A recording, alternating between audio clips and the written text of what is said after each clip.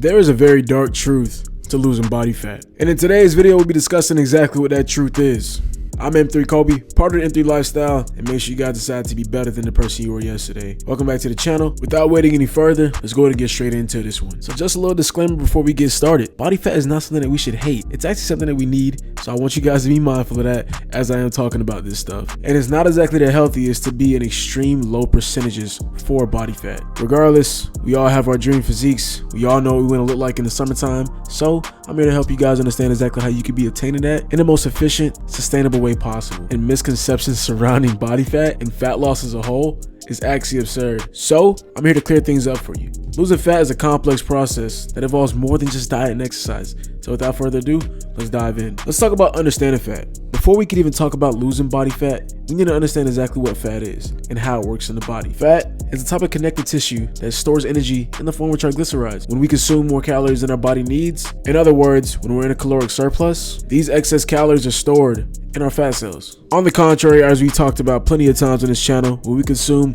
less calories than our body needs, our fat cells then release this stored energy in the form of weight loss. While we're on the topic of a caloric deficit, this is the most important factor in losing fat. If you are not consuming fewer calories than you are burning, then it is physiologically impossible for you to lose the weight that you're looking to lose. For those that are new to fitness, a caloric deficit can be achieved through diet and exercise. However, it is important to note that creating too large of a deficit can be harmful to your health and slow down your metabolism over time. This is because your body likes to remain in a state of homeostasis, which means that it's going to try to adjust to the new intake that you've been using to lose weight. Even with that being said, I want it to be important to note that there is no such thing as starvation mode. When you get into these dangerous ranges for a caloric deficit, rather than think of it as starvation mode, it just becomes the rabbit and dangling carrot analogy. In other words, you're trying to chase something that you'll never catch, or it becomes almost impossible to catch. The catch, of course, being your weight loss goals. Now, it's important to note that while diet is the main primary factor in creating a caloric deficit, exercise can play a significant role in losing fat as well.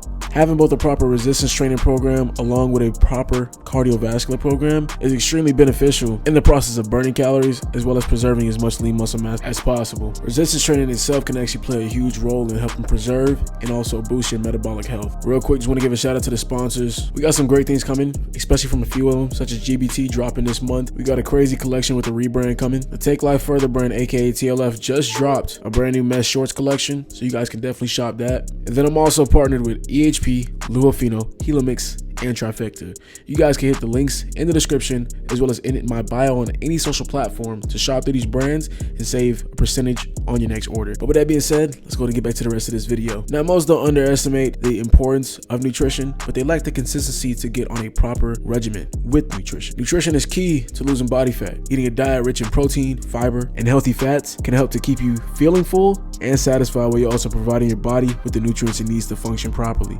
On the other hand, consuming too many processed foods and sugary drinks can make it extremely difficult to create a caloric deficit, which will end up leading to weight gain. Now, that doesn't mean you can't have these items. We already know that. I'm the king of lifestyle changes and not diets. So make sure you find foods that are conducive towards your health and fitness goals. Usually, foods that are nutrient dense and low in calorie are your best options, while creating a nice balance with the foods that you would usually call fun foods. Now let's go deeper into the nutrition side of things. Protein in particularly is important for fat loss because it helps to preserve lean muscle mass and keep you feeling full. Out of all the macronutrients, protein also has the highest thermogenic effect, which is the amount of calories it takes to actually digest this food. Good sources of protein include lean meats, fish, eggs, dairy, and plant-based sources such as beans, nuts, and tofu. Another important factor would be fiber. Fiber is also important for weight loss because it helps to keep you feeling full and can reduce your overall caloric intake due to you feeling more satiated. Me personally, I love a good fiber 1 bar, but at the same time, healthy fats are also important for weight loss and overall health. It can help promote positive hormone health. It can even help with weight loss by helping you stay satisfied. Good sources of healthy fats include nuts, seeds, avocados, and even fatty fish is a great option. The last thing I want to touch base on before we get out of this video is the role of hormones in your weight loss. Now, this is one thing that is extremely underrated and always overlooked when it comes to your weight loss because people typically don't go get blood tests, but it's okay.